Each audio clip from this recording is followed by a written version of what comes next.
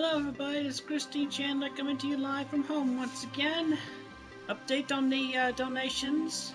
Apparently there was a temporary block on the my PayPal account, but I have resolved that, cleared that up, so everybody can donate once again safely and well. So please get to that right away if you haven't been able to do that the past day or two. Also, if you do find difficulty in donating through PayPal, I will allow for you to send me a certified bank check through the U.S. mail to my home address. But mostly, I want it direct to my PayPal account, please. Anyway, with that, still got the buzz about from the electric company threatening to cut off our power, so we desperately need at least $200. I state that I quote that amount because not only do we need to pay the bill, but we're gonna need to be able to eat around here, and food's not gonna be around totally for that long. For shoot, another couple of weeks. Well, anyway, aside from that, yes, please help us. We don't want to lose our electricity or go hungry. Please. Donate now.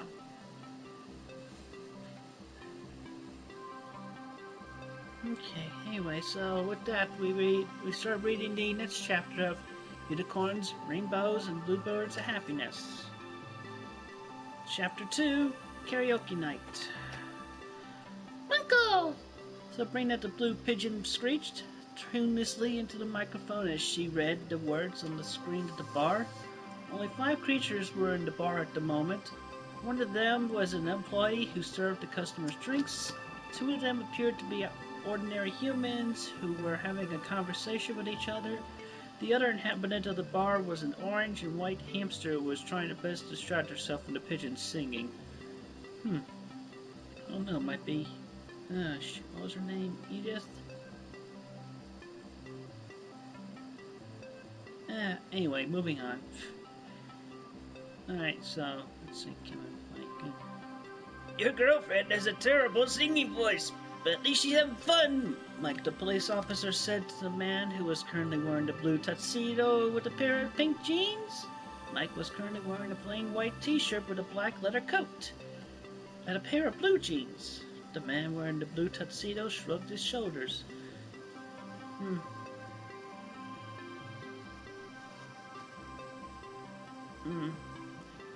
She gets so excited for karaoke, she's always asking me to buy her something so that she can sing karaoke at home. That's not gonna happen anytime soon, so I just let her sing here every week. Uncle. Bartender wearing a black dress that matched her black hair said, I wish you wouldn't sometimes, as she poured glasses of rum and coke for the 2 men. Wait. I misread. I wish that you wouldn't sometimes, as she said as she poured glasses of rum and coke for the 2 men. Kevin smiled as he accepted his glass, while Mike planned on waiting until he finished his current glass of rum and Coca-Cola. It's not rum and coke, it's Coca-Cola from the Romans. Rum and Coca-Cola, drinking from the empty gala.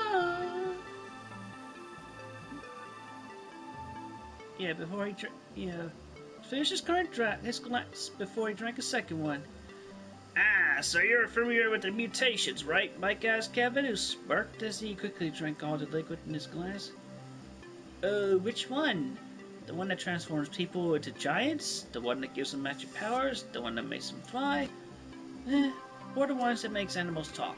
Kevin asked Mike, who stared at Kevin as he took a sip from his glass.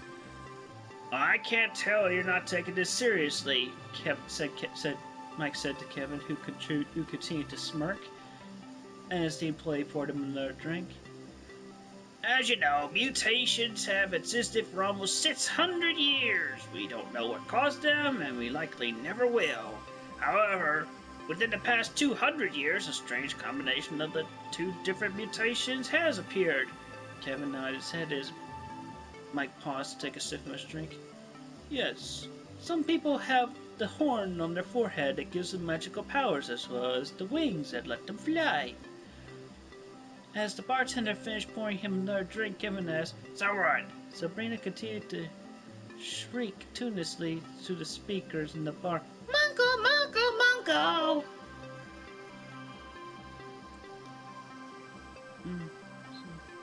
For some reason, the mutation makes the wings larger and the magic stronger. A fully grown magic user.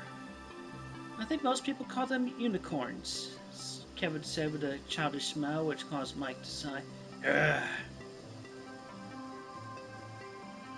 A fully grown unicorn who spent their life studying and practicing magic can just barely reach the level of power that a baby with a mutation can harness a fully grown person with wings. Kevin interrupted Mike a second time. You mean a Pegasus? The police officer groaned in annoyance. A fully grown Pegasus can barely fly at a third of the speed that a child with the mutation can. They're dangerous, but they're also very useful to us. The main problem that we have is that they can't increase their numbers, Mike said to Kevin, who chuckled as he started to sip the liquid from his glass. I heard about that. When one of them is pregnant, the child ends up with the same mutation. The child sucks the life out of the mother while it's in the womb.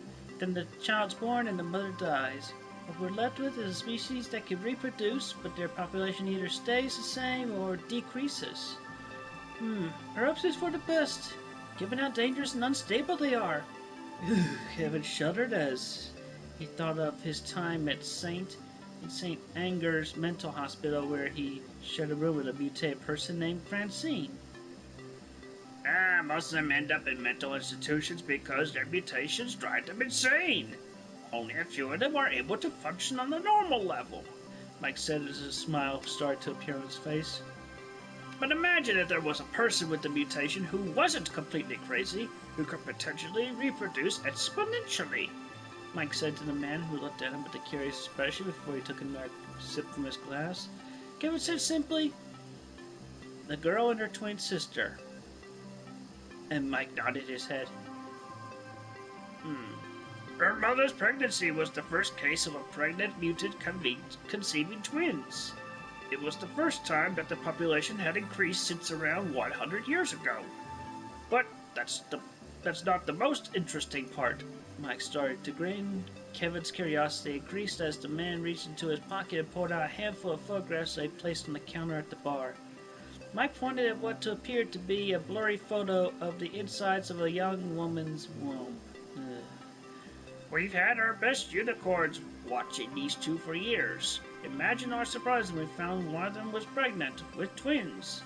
Kevin stared at the photos. The girls healed each other when they slept together. They provided the life and magic needed for their offspring to grow inside of her. They were producing mutated children, and her mother didn't need to die when she gave birth. There was so much potential. And now... Mike paused and Kevin stared at him intensely. Now she's dead and her children are dead. What does this have to do with me? Kevin asked, and Mike shrugged his shoulders. Everything.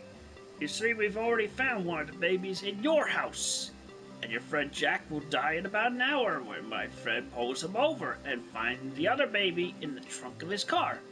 Also, those pink panties that you gave Edith to wash, I was right, her name was Edith, are covered with the blood of the girl that you murdered, as well as your fingerprints. Mike laughed at the end of his sentence as Kevin reached out and grabbed him by the throat, choking him as he held him up in the air. Kevin screamed, "You son of a bitch!" The rest of the people in the bar turned their heads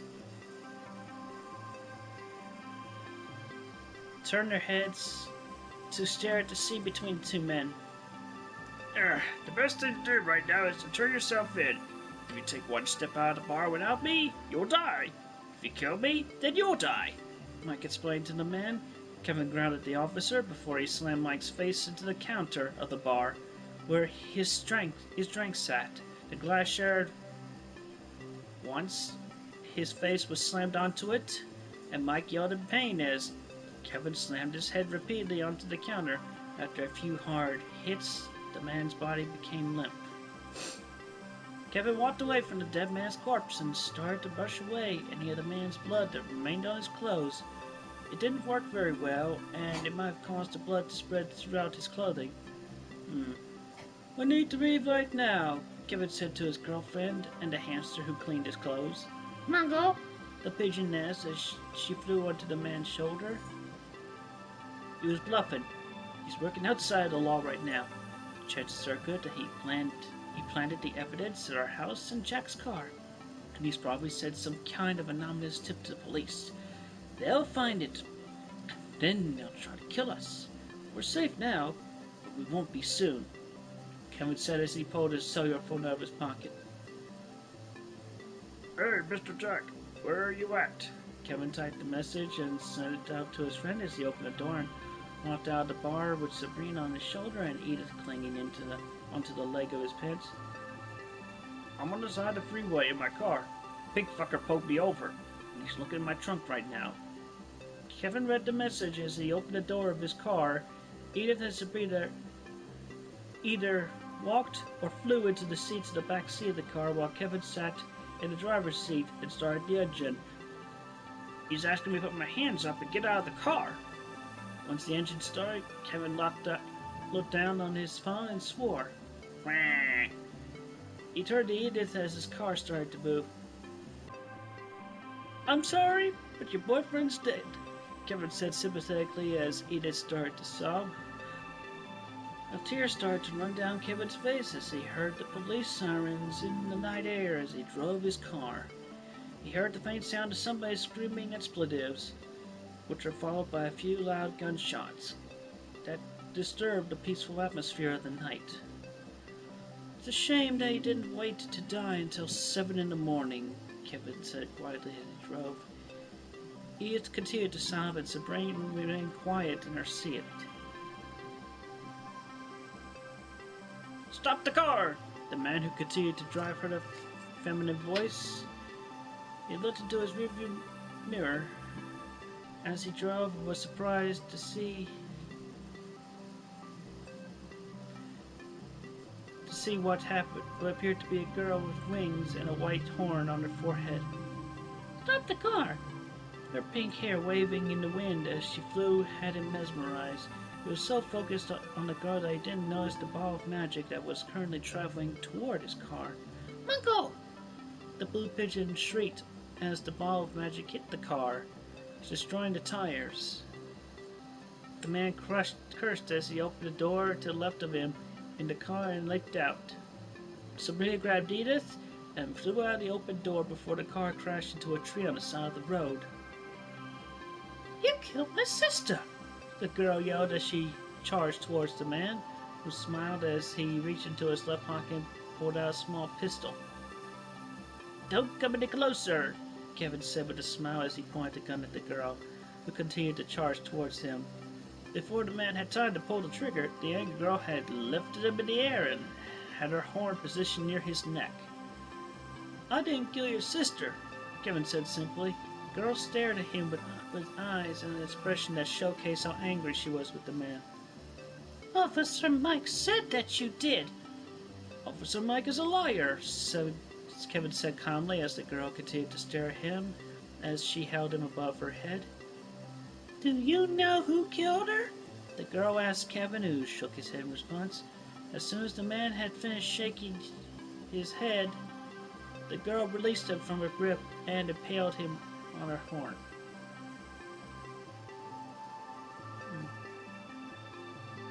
Uncle! Sabrina shrieked while Edith watched the man slide off the girl's horn with a shocked expression on her face. I didn't kill your sister, the man said weakly to the girl, who continued to stare at him as the blue pigeon flew on top of his stomach. The pigeon looked down on the dying man with a mournful expression on her face as tears started to slide down her face. Don't cry. I've lived long enough, and don't be angry at her. I would have done the same thing, Kevin said calmly as his breathing became shallower.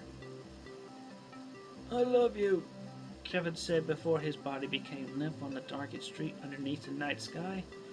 The pigeon turned her gaze from the dead man to the girl, who appeared to be regretting her decision to murder men. I'm sorry. I know how you feel, the girl said simply before she flew off into the night. Well, I guess he's dead. Oh well. Well, I'll read another chapter again in the near future. Meantime, please donate via PayPal. Thank you very much, and have a good day.